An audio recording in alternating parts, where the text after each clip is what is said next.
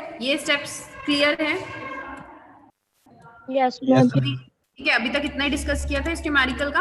आगे क्या कह रहा है क्वेश्चन में, और क्या गिवन? एक मिनट, सॉरी।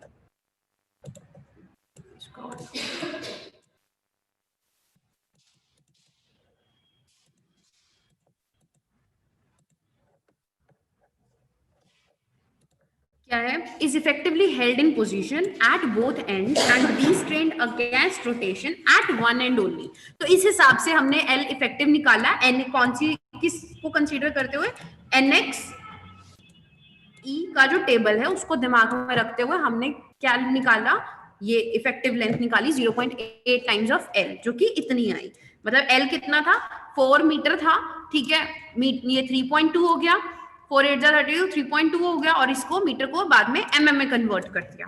नेक्स्ट क्या कह रहा है? The longitudinal steel consist of 6 bars of 25 mm dia. मतलब अगर इस तरह से हमारा कॉलम का सेक्शन है जो कि कितने डाया का है? 500 mm का है डाया।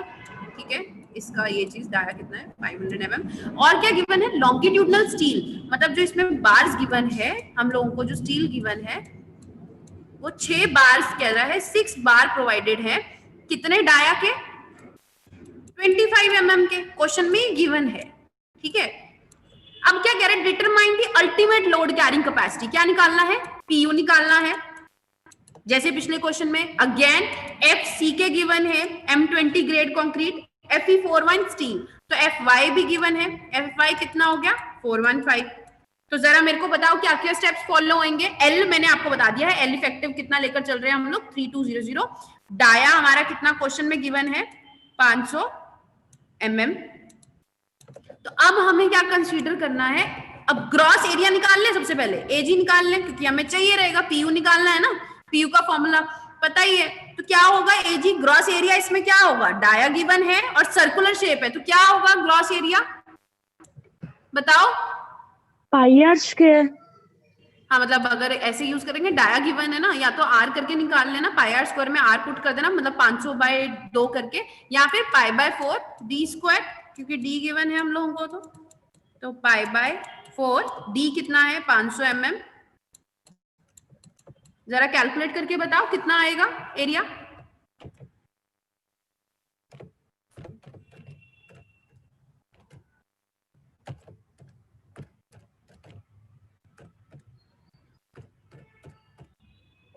कितना आया?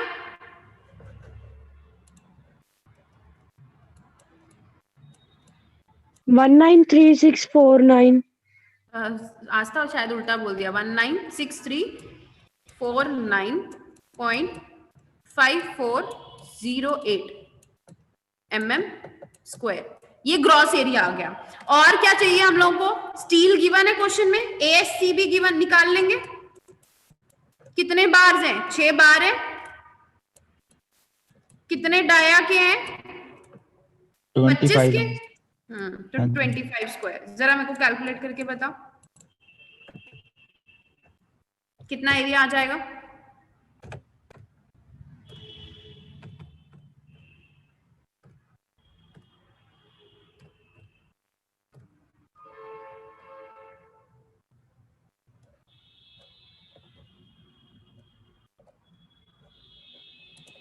बताओ,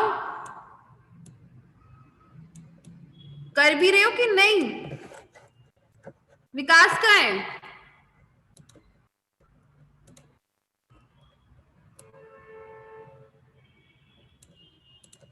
टू 2945.2 24 mm स्क्वायर। अब बताओ नेक्स्ट स्टेप क्या होना चाहिए? एजी मतलब इसका ग्रॉस सेक्शनल एरिया भी आ गया, जो जितने भी नंबर ऑफ बार्स हैं 6 बार्स, उनका सेक्शनल एरिया आ गया। तो कंक्रीट का एरिया निकालना हो तो कैसे निकलेगा? ओवरऑल क्रॉस सेक्शन में से माइनस कर देंगे। तो जरा बताओ कितना आ रहा है दोनों को माइनस करके?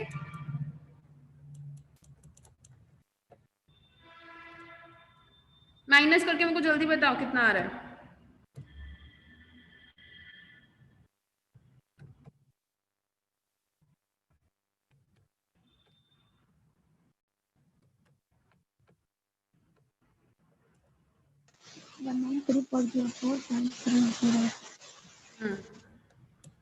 30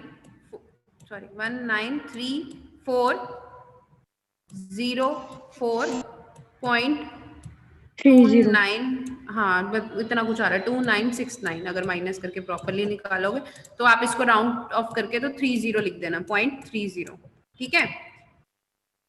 193404.30, ठीक है। यूनिट क्या हो गई, mm²।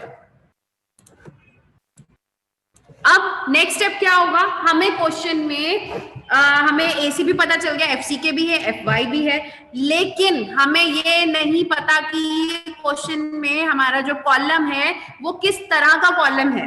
आपको कंडीशन सर ने बताई होंगी कि हम दो तरह से, एक तो हो गया मिनिमम इसेंट्रिसिटी, और दूसरी क्या होती है सबसे मेन चीज कि कैसे पता चलता है लॉन्ग कॉलम है कि शॉर्ट कॉलम है। आप बताओगे मुझे, आपने कंडीशंस पढ़ी है ना, बताओ कैसे पता चलेगा कि लॉन्ग कॉलम है कि शॉर्ट कॉलम है।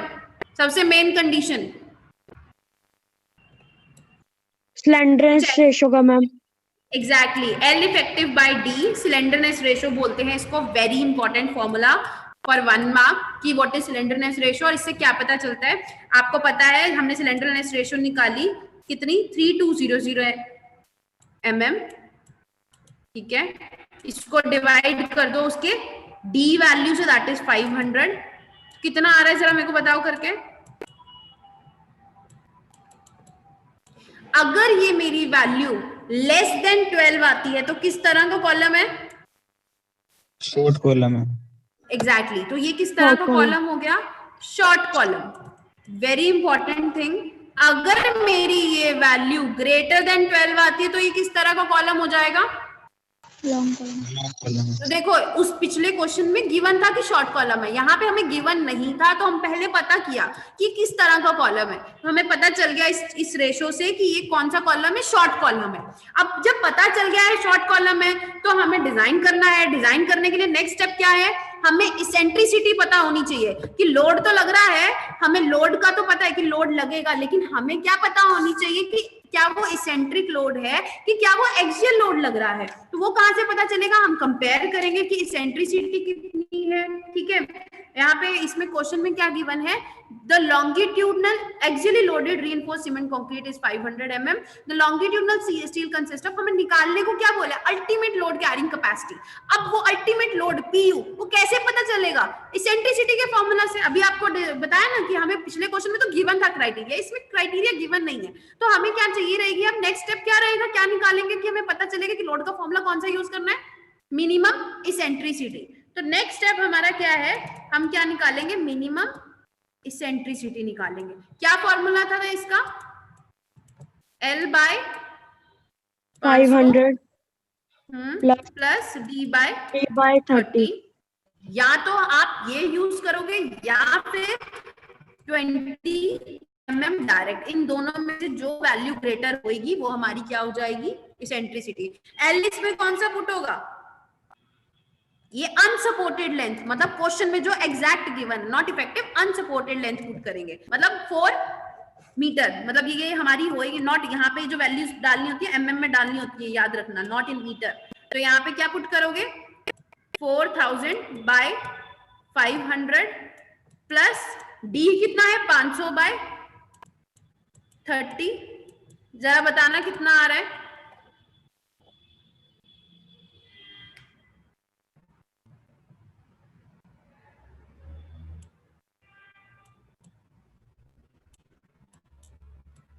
इतना आ रहा है 24.66 mm।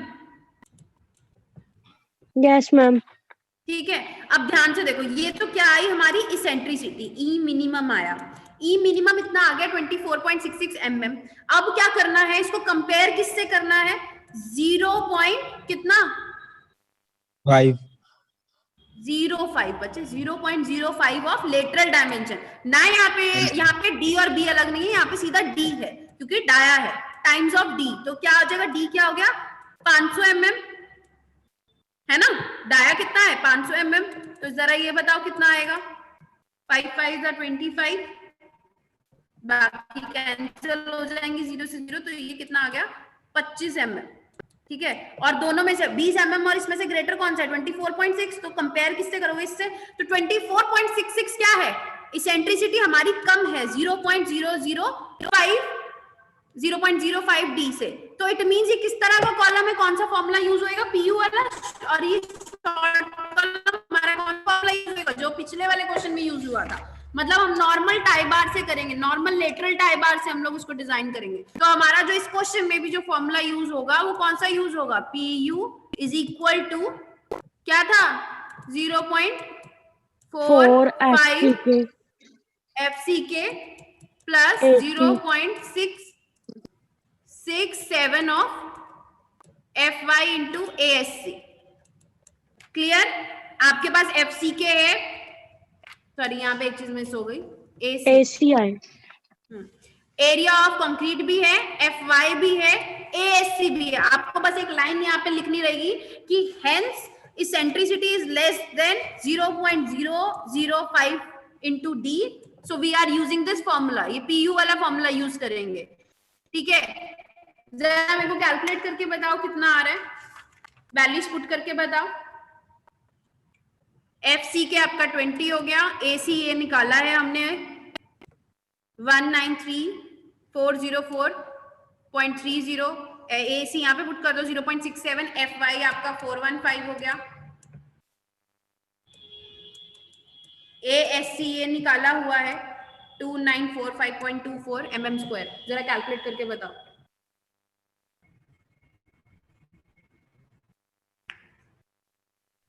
मैम 2366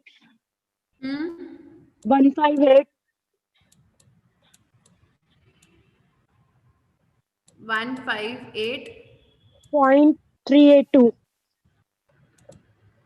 ठीक है, न्यूटन। चलो इतना तो हमारा क्या आ गया, PU आ गया। नेक्स्ट एक और चीज क्या बोल रहा है, the longitudinal seen consist of इतना, determine the ultimate load carrying capacity of the column, बस इतना ही पूछा और कुछ निकालने को नहीं पूछा। Is it okay? समझ आ गया? दो टाइप होंगे, या तो क्वेश्चन में गिवन होगा कि इसेंट्रिसिटी इतनी है और जो कॉलम है इट इज लेस देन, उसकी eccentricity is less than 0.05 into D, तो हमें ये वाला स्टेप करने की जरूरत नहीं थी, ई मिनिमम वाली। लेकिन यहाँ पे गिवन नहीं था तो हमने पता किया कि किस तरह का कॉलम, तो हमने L/D का रेशो लगाया, हमें पता चला इट इज लेस देन 12। ठीक है, तो हमें पता चल गया शॉर्ट कॉलम, शॉर्ट कॉलम में अब आगे हमें चेक करना है कि PU का कौन सा फॉर्मूला लगेगा। तो मिनिमम इसेंट्रिसिटी निकाली और चेक किया, कंडीशन क्या थी 39.3 क्लॉज के अकॉर्डिंग की minimum eccentricity should be less than 0.05 into D.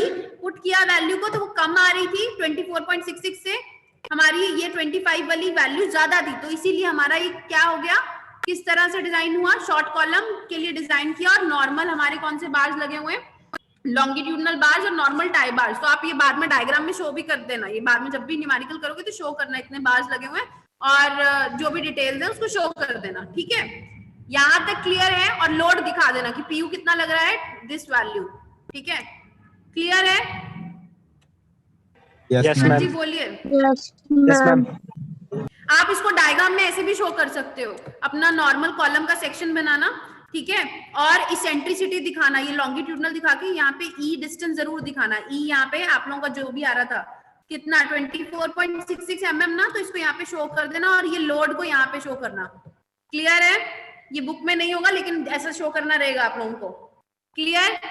आगे करें, डिजाइन का करें। ये तो था दो टाइप के, ये तो था बेसिक डिजाइन कि हमें लोड निकालना था। अब एक नेक्स्ट चीज देखते हैं, नेक्स्ट टाइप क्या आती है हमारे पास, कि हमारे पास लोड गिवन है, मटेरियल भी गिवन है, लेकिन हमें ये नहीं पता कि कितने बार हमें सरिया कितना डालना है। समझ रहे हो क्वेश्चन की टाइप? इसमें क्या था, लोड निकाला कॉलम के ऊपर कि कितना लोड लग रहा है उस कॉलम के ऊपर, यहाँ पे सरिया वगैरह सेक्शन वगैरह सब गिवन है। लेकिन एक टाइप क्या आती है कि सेक्शन गिवन है लेकिन ये नहीं पता है कि हमें सरिया कितना यूज करना है। तो अब नेक्स्ट टाइप जो है वो इसी के लिए कि हमें सरिया निकालना है। ठीक है, तो जरा देखते हैं नेक्स्ट टाइप क्या है क्वेश्चन की, कैसे करना है।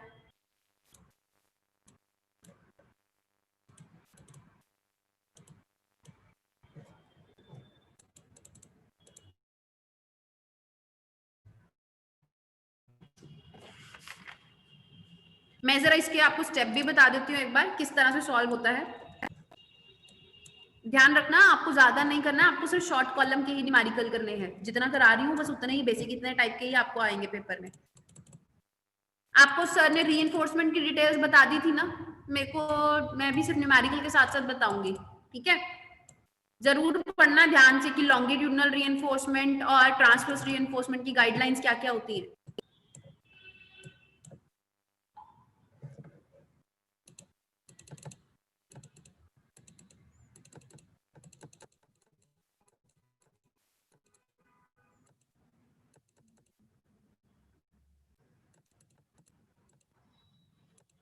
देखो ये है डिजाइन ऑफ कॉलम। इसमें क्या है कि बच्चे हम लोगों को क्या गिवन है, design axial loaded short column, आप लोगों के जो सिलेबस में है उसको अगर डिजाइन करना है, मतलब हमें size and shape of column पता होना चाहिए, ठीक है। वो to determine the area of compression steel, अभी तक क्या था, हमें पीयू निकाल रहे थे, बाकी सब गिवन था, अभी तक हम पीयू निकाल रहे थे। लेकिन ये जो सेकंड टाइप न्यूमेरिकल है राजे, इसमें क्या है, हम लोगों को पीयू गिवन होगा, पीयू होगा, और हमें सेक्शन और सरिया कितना डलना है इसमें वो निकाल, ठीक है। डाया का बारकोड के हिसाब से कितना आपको मतलब सेक्शन प्रोवाइड करना चाहिए, परसेंटेज ऑफ स्टील हो गया, लेटरल टाइज, मतलब अगर इसको आप अगर इस तरह से सेक्शन में देखो तो अगर यहाँ पे हमारे बार्स हैं, ठीक है, तो हम इन बार्स को टाई करने के लिए, ठीक है, इन बार्स को टाई करने के लिए ये वाले जो टाई बार्स होते हैं, आपको पता है कि मेन बार हमारे होते हैं, इनको हम बोल देते हैं लॉन्गिट्यूडनल बार्स, ठीक है, लॉन्गिट्यूडनल बार्स या फिर मेन बार्स। और ये जो इस तरह से इन सरियों को बांधने के लिए जो यूज हो रहा है, ये हमारे कौन से बार हो गए, टाई बार। पता है ना ये चीज, बोलो। Yes.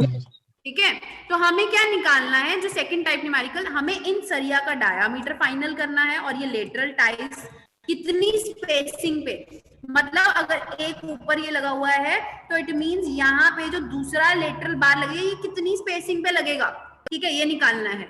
ये सारी गाइडलाइंस भी हमें कोड में गिवन है कि कितनी स्पेसिंग होनी चाहिए, कितने बार्स होने चाहिए, मेन बार्स कितने किस हिसाब से होने चाहिए, ये गाइडलाइंस सर ने आपको पढ़ाई है।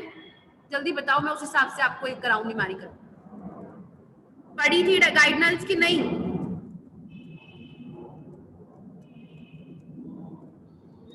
अरे भाई बोलो तो सही, मैं उसी हिसाब से आगे न्यूमेरिकल कराऊंगी ना, यही सोच के कि तुम्हें पता है कि नहीं। हद है, बोल नहीं रहे हो।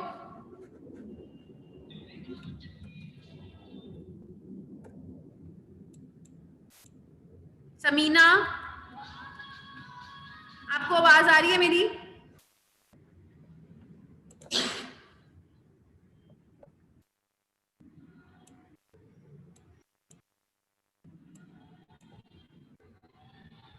विकास, समीना, आस्था, गाइडलाइंस पता है कि नहीं पता है? गाइडलाइंस पता है कि नहीं पता है बार्स की? नहीं तो मैं एक बार गाइडलाइंस का ओवरव्यू दूं। एक बार मैं ओवरव्यू दे दो। चलो ठीक है, मैं एक बार ओवरव्यू दे देती हूँ गाइडलाइंस का।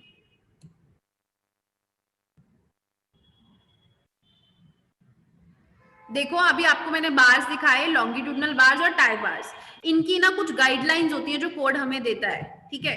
अब वो कौन कौन सी गाइडलाइंस है, लेट मी टेल यू।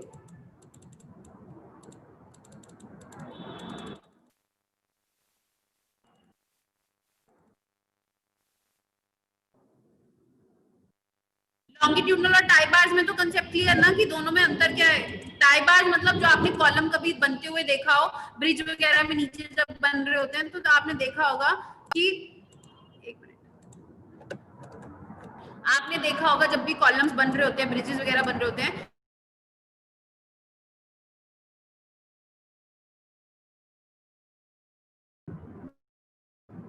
इनको बांधने के लिए यहाँ पे हमारे टाई बार्स लगे हैं। तो जो ये मेन बार है, ठीक है, ये हमारे क्या है, लॉन्गिट्यूडनल बार्स।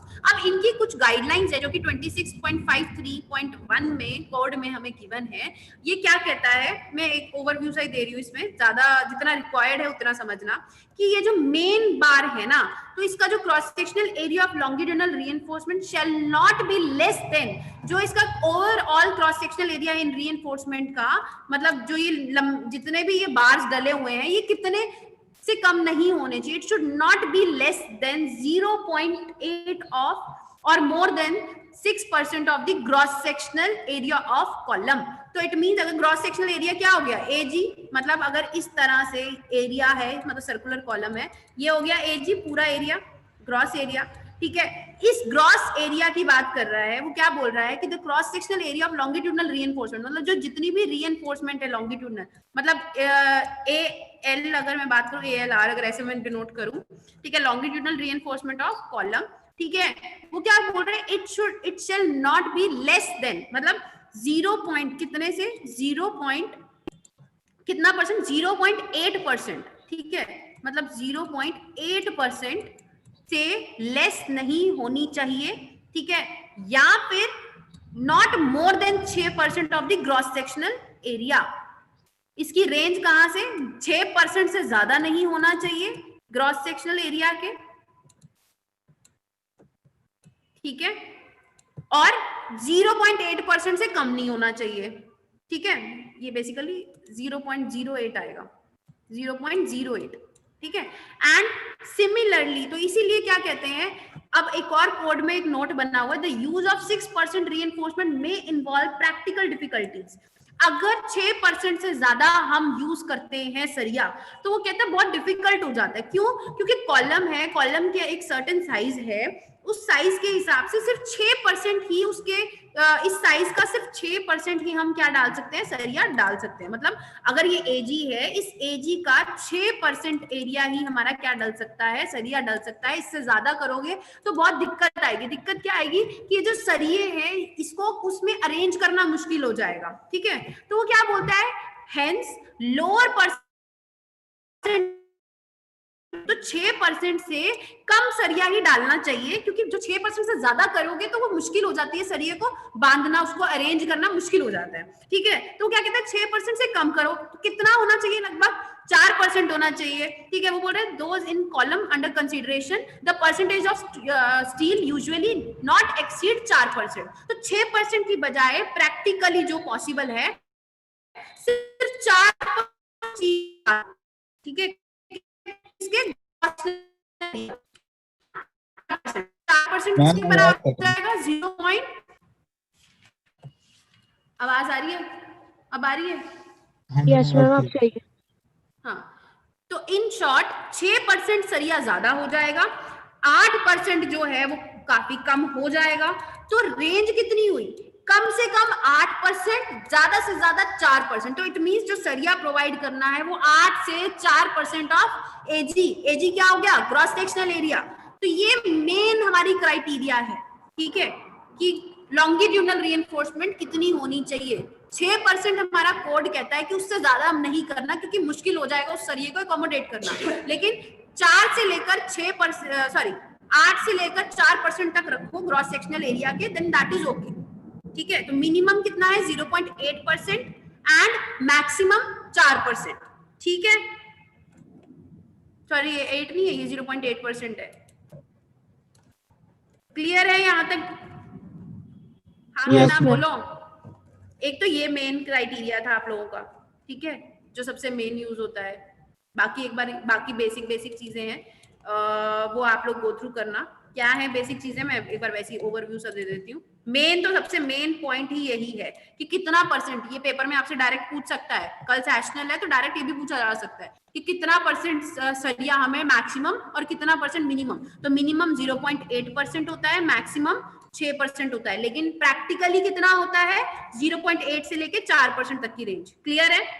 ठीक है। नेक्स्ट क्या कहता है, minimum number of longitudinal bars provided in column shall be 4। अगर ये कॉलम का सेक्शन है तो मिनिमम नंबर ऑफ बार्स कितने होने चाहिए, कम से कम 4 तो होने ही चाहिए सरिये साइडों में, चाहे वो सर्कुलर हो, सॉरी रेक्टेंगुलर। अगर सर्कुलर है तो सर्कुलर में कम से कम 6 बार होने जरूरी है लॉन्गिट्यूडनल बार्स। क्लियर? क्या समझा रही हूँ? Yes ma'am. मिनिमम की बात, मैक्सिमम जितना साइज है उसके हिसाब से कर सकते हो, लेकिन मिनिमम कोई भी कॉलम या फिर कोई भी रेक्टेंगुलर शेप का कॉलम है उसमें रेक्टेंगुलर में 4 और सर्कुलर में 6 बार होने जरूरी है। बाकी अपने पढ़ लेना। स्पेसिंग की अगर मैं बात करूं, स्पेसिंग कितनी होनी चाहिए, the spacing of longitudinal bars measured along the periphery of column should not exceed 300 mm। तो जो इनके बीच का ये वाला जो डिस्टेंस है इन दो बार्स के 300 mm से ज्यादा नहीं होना चाहिए। क्लियर? Yes ma'am. ये पॉइंट्स पढ़ लेना एक बार, मैं ही पीडीएफ भेजूंगी तो इनको प्लीज गो थ्रू करना, क्योंकि अभी मेरे को इसका न्यूमेरिकल भी कराना है तो टाइम ज्यादा लग जाएगा, ये एक दिन का काम नहीं था। तो यही शो कर रखा है यहाँ पे डायग्राम में इस तरह से, ये बार्स हो गए, ये बाहर वाला टाई बार हो गया हमारा, ठीक है। और इन दो के बीच का जो मिनिमम डिस्टेंस, मतलब सॉरी मैक्सिमम कितना है, 300 mm, 300 mm से ज्यादा स्पेसिंग नहीं होनी चाहिए। सिमिलरली सर्कुलर में ये 300 mm से ज्यादा स्पेसिंग नहीं होनी चाहिए, ठीक है। Yes ma'am. चलिए अब नेक्स्ट हम देखते हैं कि हमारी जो यूज होनी है गाइडलाइंस वो किसकी होनी है, टाई बार्स की। मतलब कौन सी रीइंफोर्समेंट होगी, ट्रांसवर्स रीइंफोर्समेंट। ये आपका क्लॉज नंबर 26.5.32 में कोड्स में ये गाइडलाइन है, प्लीज इसको कोड में जरूर देखिएगा कहाँ पे लिखा है। क्या कहता है लेटरल टाई के बारे में, अगर डायामीटर सिलेक्ट करना है, डायामीटर कैसे सिलेक्ट करोगे, the diameter of lateral tie shall not be less than, इससे कम नहीं होना चाहिए, क्या है 1/4 of diameter of the largest longitudinal bar. अगर मैं बोलूं कि ये जो लॉन्गिट्यूडनल बार्स, मेन बार जो यूज हो रहे थे वो 20 mm के हैं, अगर मैं 20 mm का यूज कर रही हूँ तो ये क्या हो जाएगा 1/4 ऑफ 20 mm, ठीक है। और या फिर 6 mm, इन दोनों में से the diameter of the lateral tie shall not be less then ये या फिर ये, इन दोनों की कंडीशंस को फॉलो करना है। दोनों में से जो भी डाया बड़ा होगा उसको कंसीडर कर लेना, ठीक है। अब पिच, पिच मतलब कि अगर ये वाला टाई बार है, ये वाला टाई बार है, इन दो के बीच में ये वाला डिस्टेंस कितना होगा, दैट इज पिच, ठीक है। The centre to centre distance of lateral ties, मतलब इसके टाई से सेंटर का और इसके टाई के सेंटर का कितना डिस्टेंस होना चाहिए। तो क्या कह रहा है, इन दोनों में से जो वैल्यू कम होएगी, इन तीनों में से जो वैल्यू कम होएगी उसको पिक कर लेना। कौन सी value, the least lateral dimension of the column, column की जो भी, मतलब अगर मान लो रेक्टेंगुलर है कॉलम, एक बी है लेटरल डायमेंशन और एक डी है, दोनों, ठीक है। तो जो छोटी वैल्यू है, दैट इज जो छोटा विड्थ है, वो वाली डायमेंशन, मान लो अगर ये 250 है, ये 400 है, तो आप कौन सी पिक करोगे, 250, या तो 250 mm होनी चाहिए या फिर 16 times the diameter of the smallest dia of the longitudinal bar.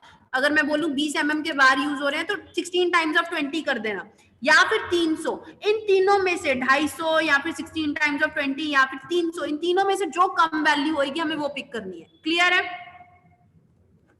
Yes ma'am. Yes तो मैम। ये क्राइटेरिया क्या थे, डाया ऑफ बार के या फिर स्पेसिंग के। बच्चे थोड़ा जल्दी इसलिए करा रही हूँ क्योंकि टाइम कम है, अगर तुम्हें ये नहीं पता थे तो प्लीज इसको गो थ्रू कर लेना। मैं तो ये सोच के करा रही थी कि आपको ये पता है ये चीजें, ठीक है। नेक्स्ट अब सीधा मैं न्यूमेरिकल पे जा रही हूँ।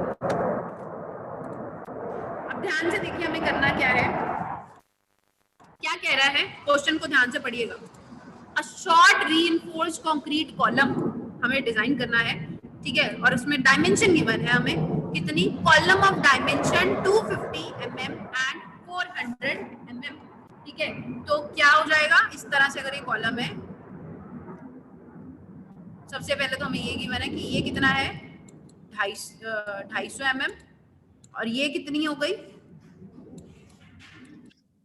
400 mm।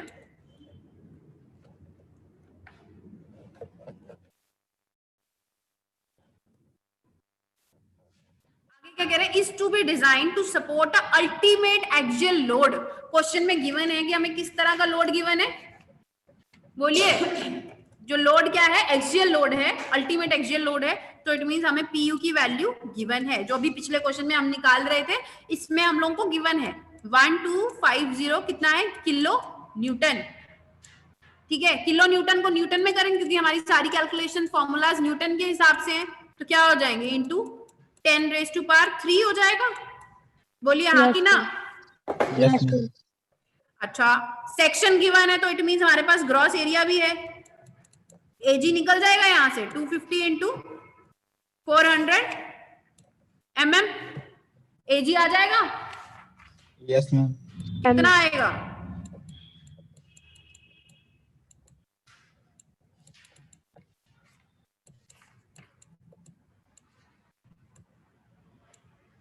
क्लियर। नेक्स्ट क्या गिवन है, देखो, डिजाइन दी सूटेबल रीइंफोर्समेंट, मतलब हमें क्या निकालने हैं सर, ये निकालने हैं लॉन्गिट्यूडनल बार्स निकालना है उसका एरिया, ठीक है, और ट्रांसवर्स बार्स निकालने हैं, मतलब टाई बार्स। और क्या गिवन है क्वेश्चन में? कॉलम यूजिंग M20, मतलब FCK भी गिवन है, ठीक है। और क्या गिवन है? FY भी गिवन है।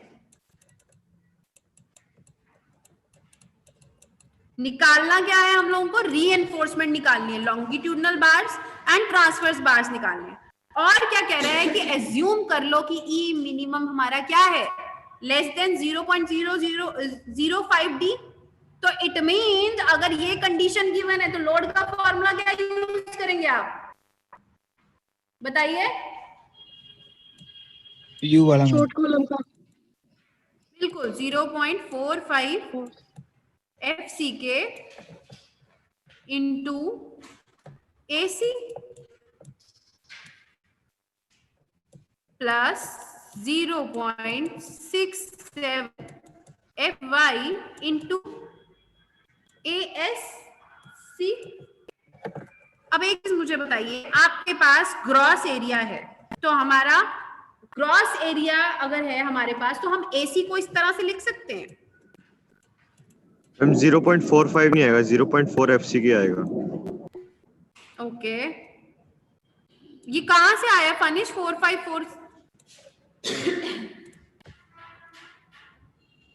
Finish yes ma'am. कहां से आएगी ये 4.5 और 4? 4.5 नहीं मैम, 0.4 FCK फॉर्मूला है मैम। मैं वही बोल रही हूँ, कहां से आया ये फॉर्मूला मैम कोड में गिवन है मैम। गिवन तो है, लेकिन हम 4 ही क्यों ले रहे हैं?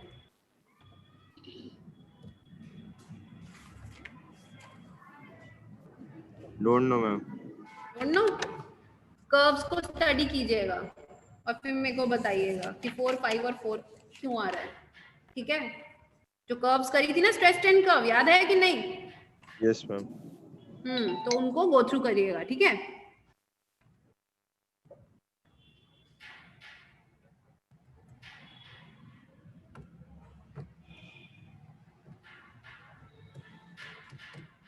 कि बताऊं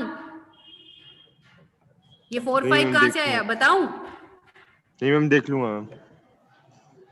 ऐसे ही है, ये M20 याद है, FCK से डोनेट करते थे, ठीक है।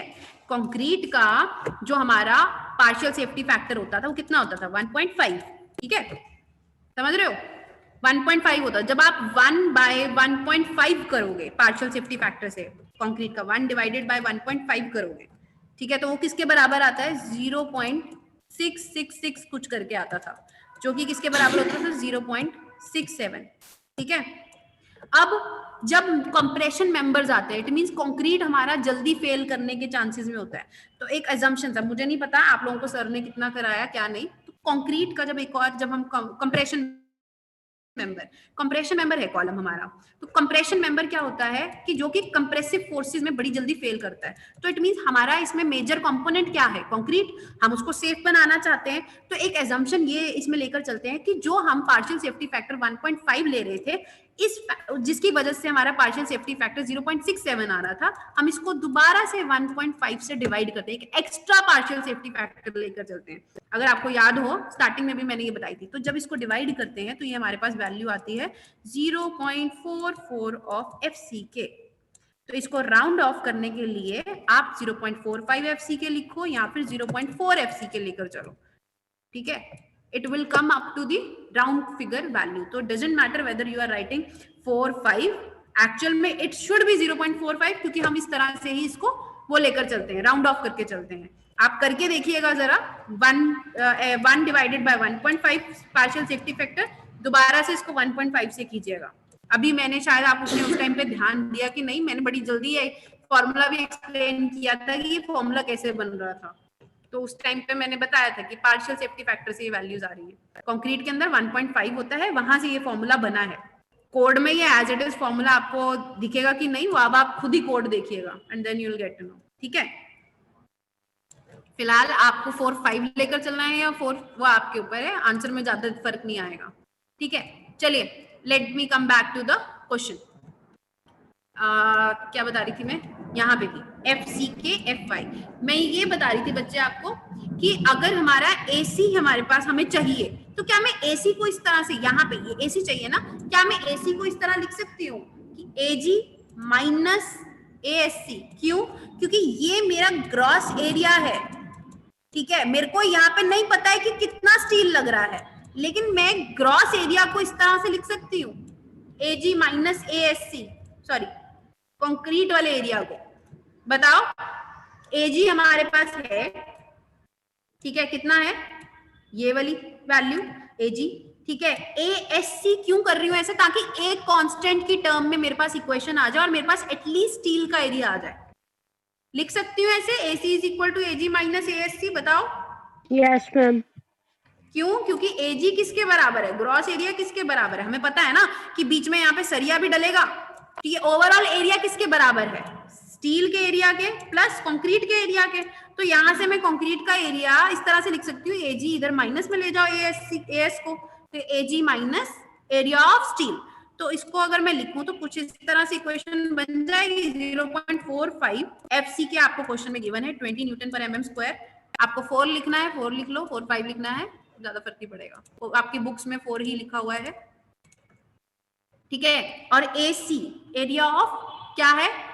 कंक्रीट, जिसको मैं ऐसे लिख सकती हूँ एजी माइनस एएससी। एजी कितना हो गया? ये वैल्यू यहाँ पे डाल देना। एएससी हमें चाहिए बच्चे, ठीक है, प्लस 0.67 एफ वाई कितना है 415। एएससी हमारे पास नहीं है, वही हमें चाहिए, तो हमने एजी यहाँ पे पुट कर दिया। तो इक्वेशन किस में बन जाएगी? एएससी के टर्म में।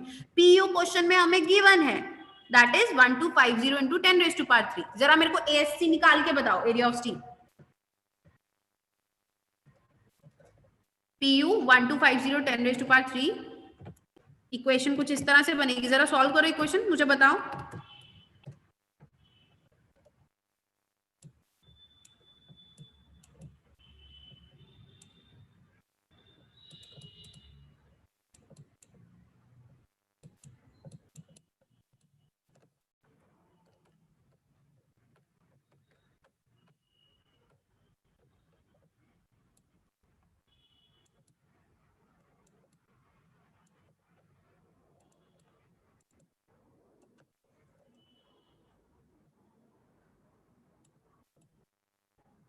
ऐसे कुछ बनेगी इक्वेशन आपकी।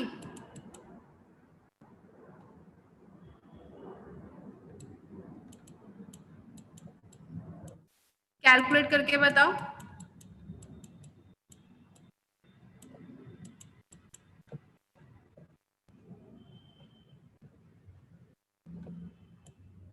एजी हमारा है 1000।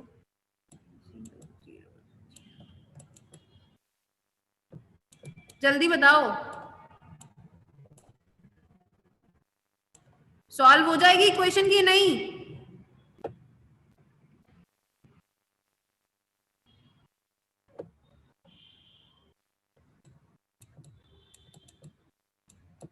अरे भाई बोलो।